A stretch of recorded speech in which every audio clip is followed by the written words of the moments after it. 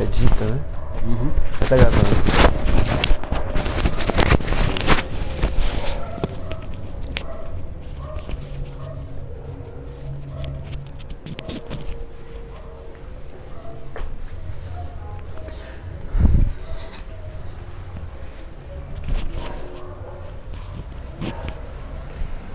Olá, boa noite. Eu sou Cláudio Sena. Estou aqui com o meu amigo Oscar Barreto, e a gente vai bater um papo aqui, um papo voltado para um assunto que ainda é novo, mas ao mesmo tempo é velho. É novo porque ainda não foi suficientemente incorporado pela sociedade, pelo mundo.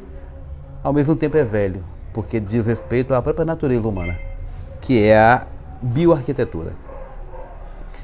Oscar me convidou para vir fazer esse nosso bate-papo justamente numa casa, que é essa que estamos agora, aqui no Largo, aqui no Pelourinho, no Largo,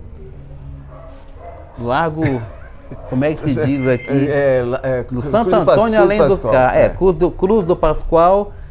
A localização é que estamos dentro do Centro Histórico de Salvador, mas numa casa um casarão antigo, que foi convertido por Oscar para essa dimensão nova, que foi repaginado a partir de uma leitura da bioarquitetura. É dentro desse contexto que a gente vai conversar um pouco, trocar uma ideia, e eu peço a você, Oscar, que primeiro se apresente, né? Quem é você, um pouco da sua história, e no meio dessa sua contação de história, nos fale um pouco sobre sua última premiação, dentre outras premiações que você teve, para a gente conhecer um pouco o que é isso que está acontecendo, para onde é que o mundo anda nessa questão da bioarquitetura. Pois, amor. Primeiro, muito feliz de ser convidado por você, Cláudio. Eu praticamente puxei você. Não, você vai me entrevistar, talvez inaugurando uma nova etapa, né, Cláudio? Então, perfeito. Eu fico muito feliz e me sinto contemplado, de certa maneira, de estar falando com você. Admiro muito você, é um filósofo, uma referência para mim, né? Eu fico gostando de filosofia e tanto de sociologia, ter você me entrevistando. Ok, obrigado. Eu fui um arquiteto que eu sempre trabalhei com um pouco com a questão da natureza. É evidente que eu tive transições de um arquiteto até que ela agredia a natureza muito, quando eu fazia casas rústicas, extremamente de madeira, praticamente havia uma floresta dentro da casa, e logicamente isso deu uma certa ascensão a meu nome, com um arquiteto que trabalha com materiais rústicos, e então foi mais fácil, inclusive, para eu poder migrar para a arquitetura sustentável, né? E se dar conta realmente de como isso é vital no dia de hoje. Eu acho que o tema da arquitetura não pode ficar só na arquitetura, né? A arquitetura, como acho que as outras matérias, não pode ficar só nas outras matérias. Há uma desassociação muito grande do que acontece hoje. E a arquitetura ela tem que estar integrada à medicina, integrada à antropologia, integrada à filosofia, integrada à biologia. Então, essa é a arquitetura que está hoje integrada. Então, o princípio básico que eu diria, ela não é desassociada a nada, entendeu, Cláudio? Por isso que eu acho assim, ser entrevistado por um filósofo tem tudo a ver com o nosso tema. Até porque eu sou um pleno ignorante na matéria arquitetura. Então, esse papo inaugura justamente isso, né? Já que o pano de fundo da bioarquitetura é filosofia. Exatamente, né? Tá, mas me fala um pouco... Eu queria falar sobre isso, sim, inclusive. sim. Você falou bem, por que a filosofia ou por que a sociologia, né? E por que eu falo que está desassociado? Porque a arquitetura se isola, ou qualquer outra matéria ela se isola por si só, né? A arquitetura parece isolada. E cria nichos, né? Cria nichos. Inclusive, muitas vezes você vai para uma feira de arquitetura e você vai fazer um evento de arquitetura, você sente que o arquiteto se isola da sociedade ao ponto de você nem contratar o arquiteto porque você acha que o arquiteto é caro, que é uma coisa de elite. Não sei se você sente isso. E eu acho que porque o arquiteto, ele não consegue chegar no ponto básico da sua função, da sua profissão, que é atingir um público que não é só o público da elite, é um público da sociedade, né? E ela se isola da sociedade. Mas isso é uma questão de todas as disciplinas. Há um isolamento total. É necessário ver essa união, como é necessário haver uma mudança de postura. E isso é básico na arquitetura sustentável. E eu acho que isso é uma crítica que eu faço, inclusive, à arquitetura sustentável do jeito que ela está hoje. Ela está virando uma tendência a também criar uma vertente isolada. Exatamente. Ela se isola das outras demais, como ela se isola também por si só. Porque a arquitetura hoje, não há dissociação do urbanismo, da arquitetura, do paisagismo, da arquitetura interior. É uma coisa única. Você faz uma arquitetura de uma casa e você esquece de onde ela está. Esquece do entorno. O entorno é tão importante como essa concepção. A pessoa que está lá fora, ela participa da nossa vida aqui. Essa casa tem que influenciar ela, como ela também tem que influenciar a casa. Então, essa desassociação que se vê, ela que se torna o mundo da gente totalmente desassociado. E a arquitetura sustentável, que eu falo, a arquitetura ecológica, a arquitetura vernacular, aquela que utiliza os próprios meios e o local para poder existir, ela precisa estar... Você quer fazer uma ponderação? Sim, sim. Então você está dizendo que um outro aspecto desta arquitetura é que ela vai se utilizar realmente, ou seja, quanto menos ela desapropriar outros ambientes, ou quanto mais ela estiver integrada aquele corpo físico, vamos lá, se eu estou numa montanha ou numa encosta, utilizar aquela encosta ou aquela montanha ou aquele relevo para o fim pretendido, né? Ou seja, a própria natureza alimenta essa casa, ou essa habitação, este ambiente. Exatamente, né? Exatamente. Daí o que você falou, que é preciso, portanto, conhecer muito natureza. Exatamente. É a base, a nossa essência. A gente nunca vai fazer nada igual a uma árvore. Não temos essa competência. Então, como é que nós podemos destruir uma árvore se não temos competência de fazer igual? E tem mais, você veja assim, que há uma mudança de postura. Eu sempre falo que há uma mudança de escala, há uma mudança de padrão. O padrão um dia foi Deus, que passou de Deus para o homem, e do homem para a máquina. Olha o desastre que é Brasília, né? Olha o desastre que é Brasília. E da máquina vai para a tecnologia. Nunca a natureza está inserida nisso. O nosso padrão hoje que a gente propõe, e eu acho que é fundamental, é o padrão da natureza, que é um padrão diverso, é uma escala diversa, que é uma escala que nós precisamos ter. Então, assim, uma das questões básicas por exemplo, que eu acho o principal, por exemplo, essa construção aqui.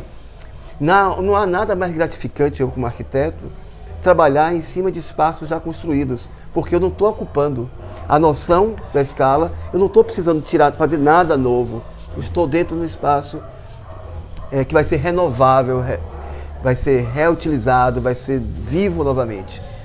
Você imagine nessa visão de escala, de mudança de postura, é melhor você estar num terreno livre, que você vai ocupar, onde tem vários seres que vivem, que estão lá vivendo no seu sistema, no seu ecossistema, você vai interferir nele, ou é melhor utilizar um espaço desse e se tornar vivo?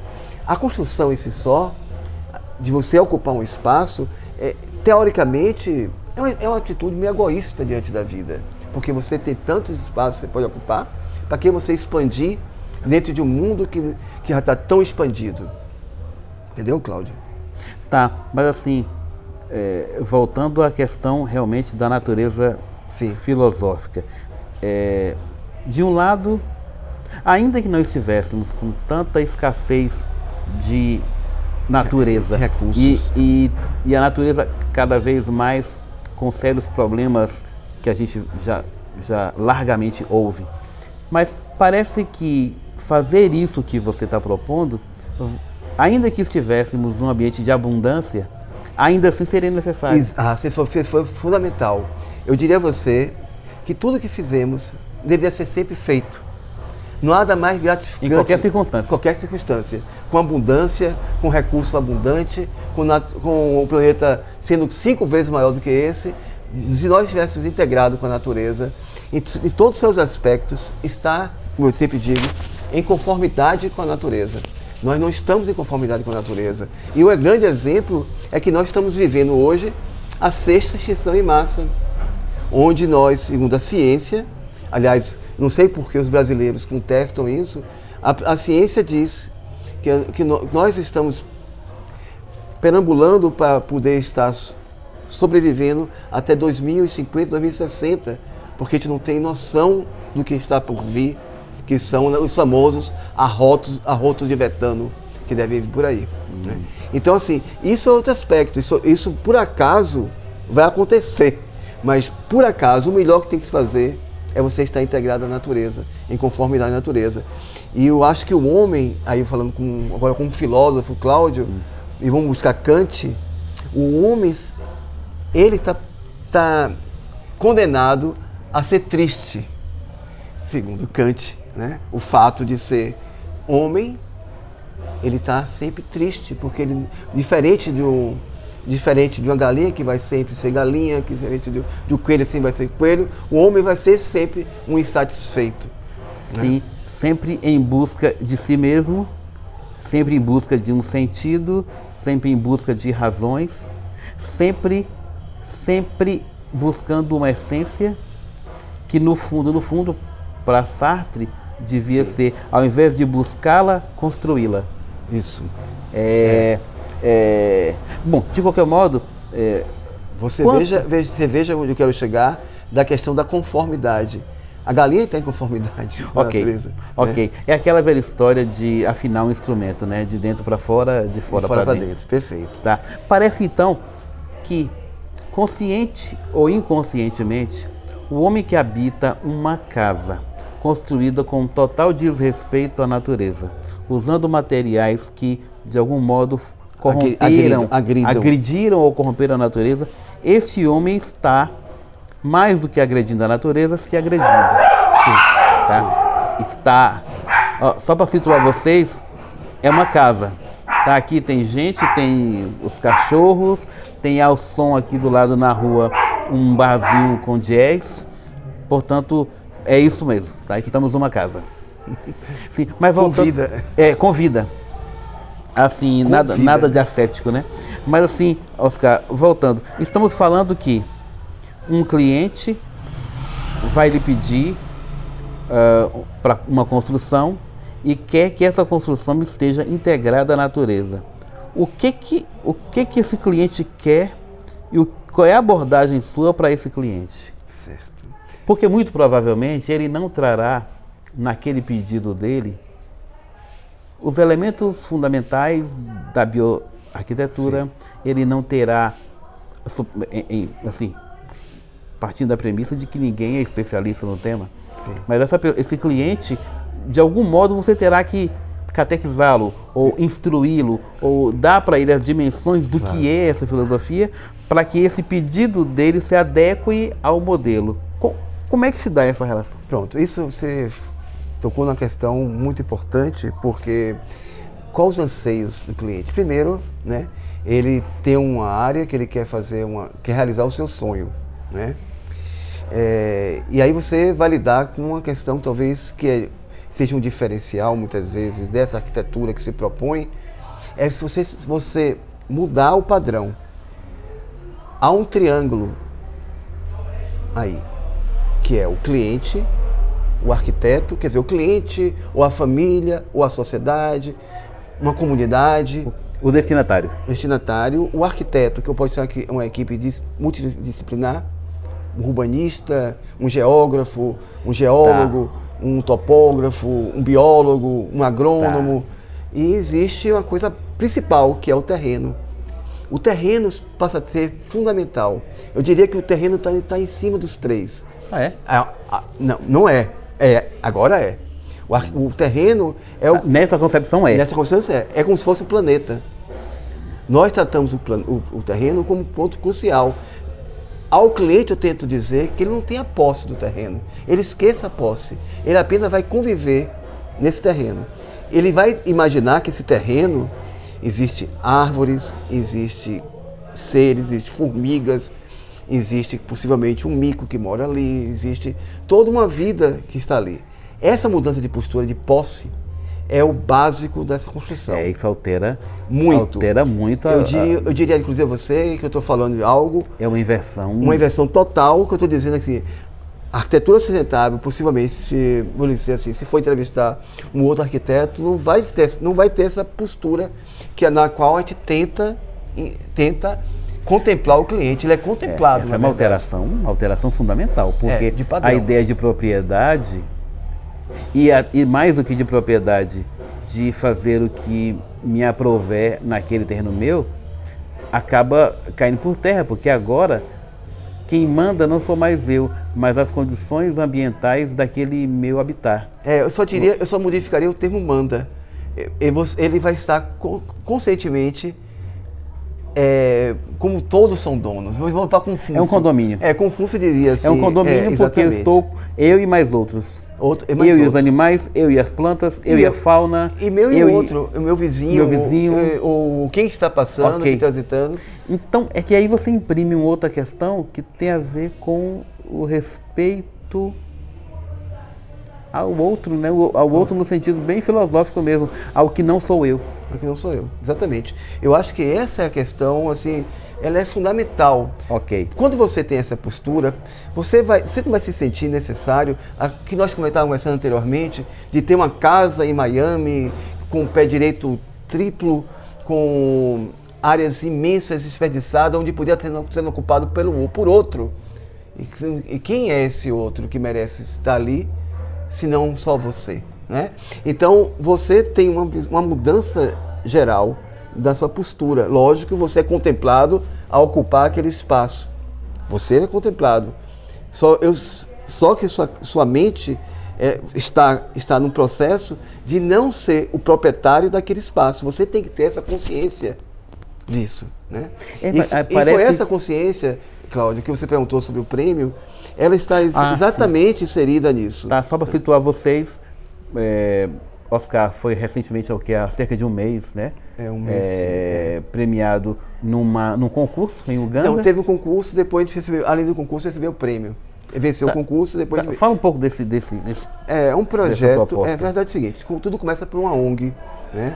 Por as ONGs que fazem intervenções em áreas de nativos e comunidades carentes pelo mundo. Praticamente, essas ONGs ocupam 6 lugares no planeta, que é o Ártico, chama do Ártico Leste, que é para a região do Alasca, o Ártico Oeste, que é a região da Sibéria.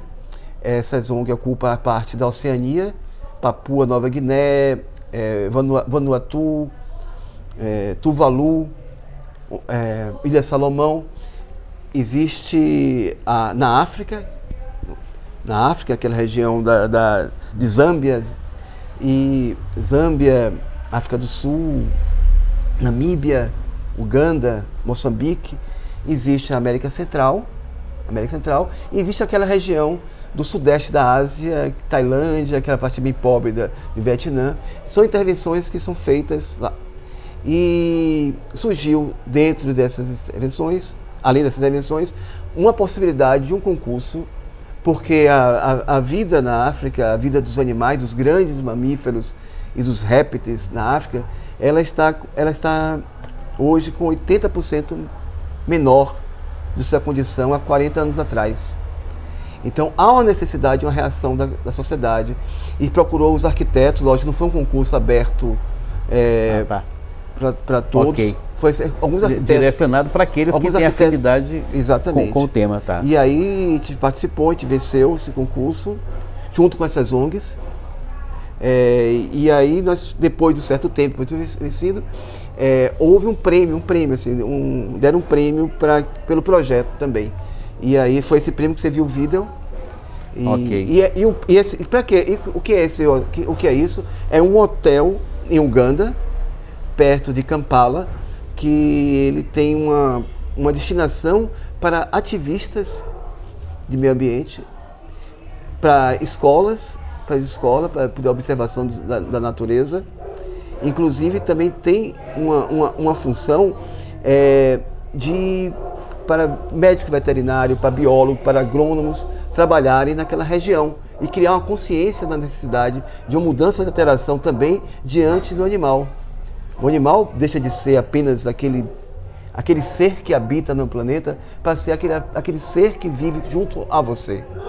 E essa consciência precisa ter na África, porque o que aconteceu da Europa destruiu a consciência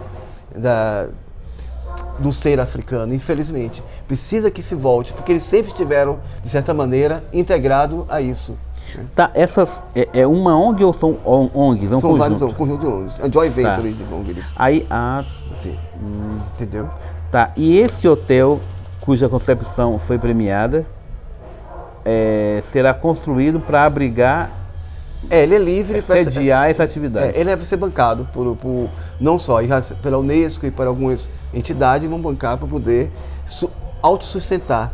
Lógico que você tem seus custos, mas se você quiser, Cláudio, quiser ir se hospedar lá, você vai ser subsidiado para fazer isso, desde que você tenha um projeto específico para ser feito. Está entendendo? Tudo bem. Tá, agora, Oscar, vamos lá. Você, para falar um pouco sobre idealizar um ambiente que guarde respeito a essas premissas filosóficas que impostas à bioarquitetura, qual seria o risco de uma desafinação entre você que concebe e aquele que constrói?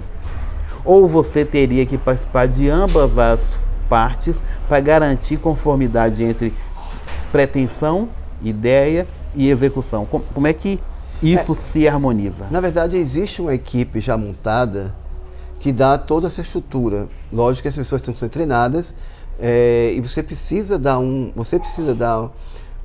gerir isso, né? Você precisa, de certa forma, o arquiteto ele tem que gerir o que é projetado. Porque como são técnicas de bioconstrução, não são técnicas convencionais, você vai utilizar, por exemplo, pedras que você vai achar pedras próximas, né? Essa montagem de pedra, muitas vezes, ela vem de uma forma que você não tem no mercado. Então você vai ter que adequar, muitas vezes, o uso delas. Inclusive criar tecnologias. O que é interessante no projeto é que o projeto é totalmente encaixado dentro de uma rocha. Eu não me refiro nem tão somente a esse projeto em si. Sim. Mas toda e qualquer construção dentro de um conceito de bioarquitetura teria que rigorosamente ter na execução conformidade. Eu falo até transcendendo ao hotel em si, mas ou seja, na sua história, como é que você, digamos, harmonizou isso? Pois a mudança de postura é geral, né? O uso...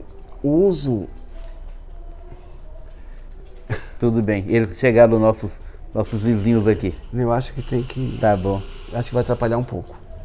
Vai me atrapalhar um pouco. Então eu vou pegar, fazer uma pausa. A gente volta a falar a partir daqui. Aí é só editar. Vou tirar aqui também.